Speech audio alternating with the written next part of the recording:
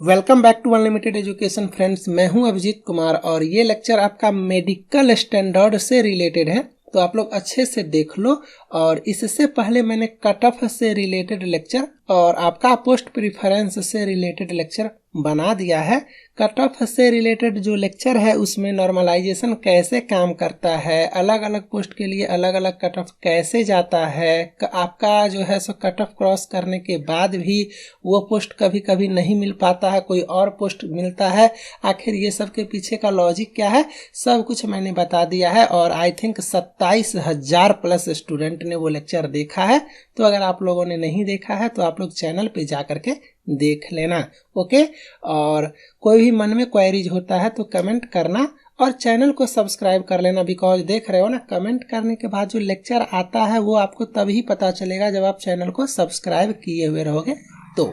और अगर आपने अभी तक टेलीग्राम ग्रुप ज्वाइन नहीं किया है तो टेलीग्राम ग्रुप ज्वाइन कर लेना। जिस बोर्ड से आपने एनटीपीसी का फॉर्म भरा है या जिस जोन से आपने रेलवे ग्रुप डी का फॉर्म भरा है, सिर्फ उस बोर्ड को आप लोग ज्वाइन करना। यहाँ पे देख सकते हो जैसे कि ये रांची बोर्ड है तो यहाँ पे 1327 स्टूडेंट हैं। इसी तरह से सारे बोर्ड में किसी में 1200, किसी में 800, किसी में 900 ऐसे करके आपको स्टूडेंट मिलेंगे। और हमेशा आपको अपने बोर्ड से मतलब होना चाहिए, बिकॉज अभी से लेकर के सिलेक्शन तक, ज्वाइनिंग तक आपको सिर्फ अपना बोर्ड काम आने वाला है। तो आपको किसी और बोर्ड से कोई मतलब नहीं रखना है।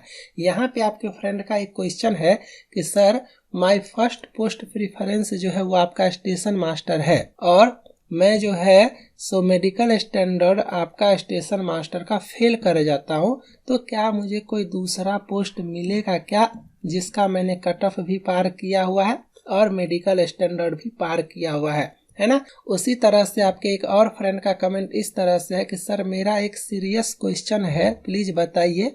जब मैंने फॉर्म भरा था तब मेरा आंख जो है सो 6/6 था, लेकिन अभी जो है सो 6/12 हो गया है और मैंने फर्स्ट प्रेफरेंस गुड्स गार्ड दिया हुआ है, तो मेरा क्या होगा, है ना।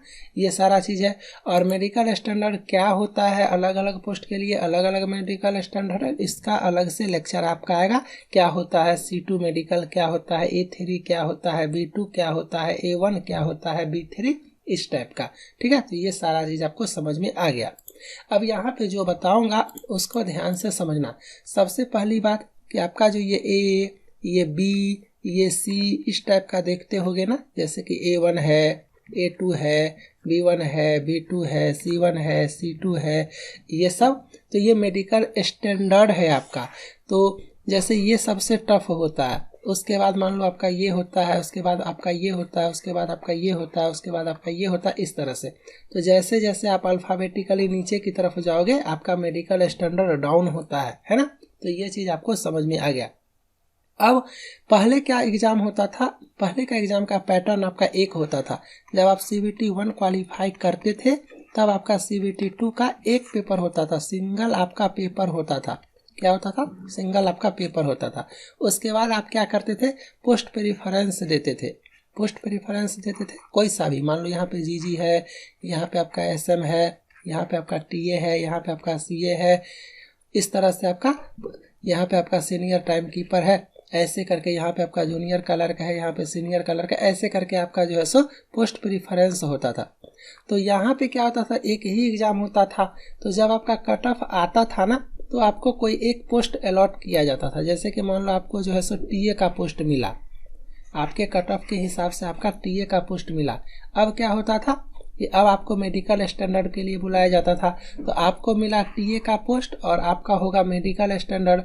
और TA का मेडिकल स्टैंडर्ड अगर आप फेल कर जाओगे तो आप हो जाओगे रिजेक्ट, आप हो जाओगे रिजेक्ट। ये आपको समझ में आया। ये पहले होता था क्योंकि एक ही एग्जाम होता था। तो एक बार पोस्ट प्रेफरेंस आप भरे, आपको जो है सो अपने मार्क्स बेसिस के आधार पे आपको एक पोस्ट मिला जो भैया इस पोस्ट के लिए तो आप कट ऑफ पार कर चुके हो, अब आप आ जाओ यहाँ पे मेडिकल करवाओ और उसके बाद आपका DV वगैरह ज्वाइनिंग वगैरह सब कुछ हो जाएगा। आप जाओगे, आप यहाँ पे मेडिकल स्टैंडर्ड फेल कर जाओगे, आप हो जाओगे रिजेक्ट। अगर आप मेडिकल पास कर जाओगे आप हो जाओगे सेलेक्ट। तो ये पहले होता था। इस प्रॉब्लम को समझो एक तरह से सॉल्व कर दिया गया है। अब आप यहाँ पे ध्यान से देखना, अलग अलग आपका एग्जाम होगा। आपका जो CBT 2 है वो लेवल वाइज तो होगा ही होगा, वहाँ पे साफ साफ दिया हुआ है कि लेवल के हिसाब से आपका पोस्ट एलोकेट किया गया है, उस हिसाब से आपका एग्जाम होगा।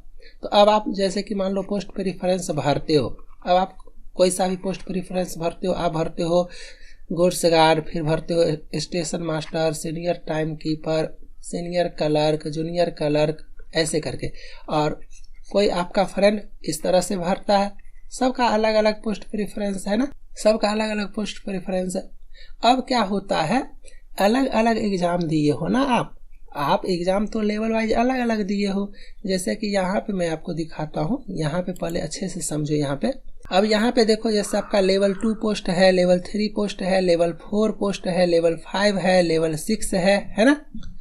तो आप अलग अलग एग्जाम दोगे। आप लेवल, जिस लेवल का आपका जो नंबर आएगा, जिस लेवल के लिए आपको कॉल किया जाएगा, लेवल 2, लेवल 3, लेवल 4, लेवल 5, मान लो आप इसके लिए और इसके लिए क्वालिफाई करते हो। तो सिंपल सा बात है, इसके लिए क्वालिफाई करोगे तो इसमें कुछ पोस्ट है, इसके लिए क्वालिफाई कर रहे हो इसमें कुछ पोस्ट है, इसके लिए क्वालिफाई कर रहे हो इसमें कुछ पोस्ट है। सारे पोस्ट का मेडिकल स्टैंडर्ड तो एक नहीं है ना, अलग अलग है। आप मान के चलो कट ऑफ इसका पार करते हो, इसका पार करते हो और इसमें नहीं कर पाते हो। मान लो आपको इस वाले लेवल में ये पोस्ट मिला और इस वाले लेवल में आपको ये पोस्ट मिला, सिंपल सा बात है। अब होगा आपका मेडिकल। अब मेडिकल में इस पोस्ट का कट ऑफ आप फेल कर जाते हो, कट ऑफ तो पार कर गए, मेडिकल फेल कर गए, लेकिन इस पोस्ट में क्या हुआ, इस लेवल में इस पोस्ट के लिए आप कट ऑफ भी पार कर गए और मेडिकल स्टैंडर्ड भी पार कर गए, तो आपको ये पोस्ट मिल जाएगा। शॉर्टकट में बताता हूँ, ज़्यादा कन्फ्यूजन क्रिएट करने का कोई ज़रूरी नहीं है। जितना तरह का पोस्ट है अभी के नोटिफिकेशन के हिसाब से अलग अलग लेवल वाइज एग्जाम हो रहा है, इसी वजह से इसका आपको बेनिफिट मिलने वाला है। जितना तरह का आपका पोस्ट है शुरू से लेके लास्ट तक, रेलवे साफ साफ अपने ऑफिशियल नोटिफिकेशन में लिखा हुआ है, selection will be based upon merit only, है ना। तो उसमें आपका कोई कंफ्यूजन तो है ही नहीं। तो स्टार्टिंग से लेकर के एंड तक कोई सा भी पोस्ट क्यों ना हो, अगर सपोज करो एक ये पोस्ट है, तो अगर इस पोस्ट के लिए आप मेडिकल और कट ऑफ दोनों पार कर जाते हो तो आपको ये पोस्ट मिल जाएगा, ठीक है। कोई एक फेल करोगे तो आपको वो पोस्ट नहीं मिलेगा। तो शुरू से लेके लास्ट तक कोई सा भी ऐसा पोस्ट जिसका आप मेडिकल भी पार कर गए, कट ऑफ भी पार कर गए, साइको टाइपिंग अगर है तो वो भी पार कर गए, तो आपको वो पोस्ट मिलना है। तो ये चीज़ आपको समझ में आ गया। अब यहाँ पे जैसे कि ये क्वेश्चन किए थे कि सर स्टेशन मास्टर का मेडिकल फेल कर गए तो मुझे कुछ और पोस्ट मिलेगा, तो जी हाँ आपको मिलेगा। उस पोस्ट को आपको दिया जाएगा जिस पोस्ट का कट ऑफ और मेडिकल दोनों आप पार कर चुके हो।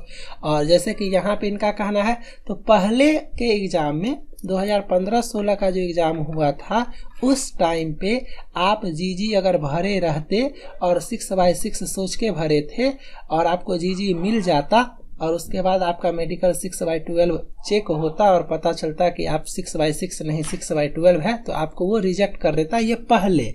बट अब नहीं, अब आपको गुड्स गार्ड के अलावा कोई ऐसा पोस्ट है जिसमें C2 C3 लेवल का मेडिकल है, जहाँ पे आई उतना मैटर नहीं करता है, तो आपको वो पोस्ट दे दिया जाएगा।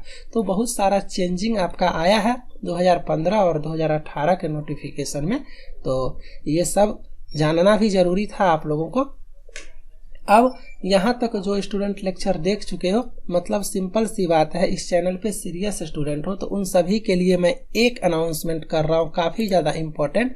आप रेलवे ग्रुप डी का जनरल साइंस पढ़ना चाहते हो, या रेलवे ग्रुप डी का टेस्ट सीरीज लेना चाहते हो, या रेलवे ग्रुप डी का कंप्लीट कोर्स चाहते हो, या NTPC CBT 2 का कंप्लीट कोर्स, या टेस्ट सीरीज, या जनरल साइंस, जो कुछ भी आपको चाहिए अच्छे से, है ना। 75-100 प्लस स्टूडेंट ऐसे ही नहीं पढ़ रहे। इस चैनल का क्रेडिबिलिटी है, जो बताया जाएगा, जो समझाया जाएगा वो आपको अच्छे से करवाया जाता है। और बोथ लैंग्वेज पे फोकस किया जाता है, मल्टीपल अटेम्प्ट पे फोकस किया जाता है, और मन में कोई क्वेरीज वगैरह होता है तो उसका क्लैरिफिकेशन वगैरह सब कुछ किया जाता है। तो डिस्क्रिप्शन में एक ऐप का लिंक दे देता हूँ, उस ऐप को आप लोग डाउनलोड करो। आपको कहना ये है कि सर मैं मेडिकल स्टैंडर्ड वाला वीडियो देख करके ऐप पे आया हूँ, जो कोर्स भी आप लोगे उस पर मैं डायरेक्ट 50% का डिस्काउंट मार दूंगा। ये सारा अनाउंसमेंट सिर्फ और सिर्फ सिर्फ सीरियस स्टूडेंट को ही बताता हूँ। This channel is dedicated only for serious student, इसीलिए ये सारा अनाउंसमेंट जो है सो मैं स्टार्टिंग में नहीं करके ड्यूरिंग द लेक्चर कभी भी कर देता हूँ, ताकि जो सीरियस स्टूडेंट है सिर्फ उन्हीं तक ये ऑफर जा सके और वो उसका फायदा उठा करके चुपचाप अच्छे से पढ़ाई कर सके। तो और मन में कोई क्वेरीज है तो कमेंट करो। मिलते हैं नेक्स्ट लेक्चर में। Bye, thank you.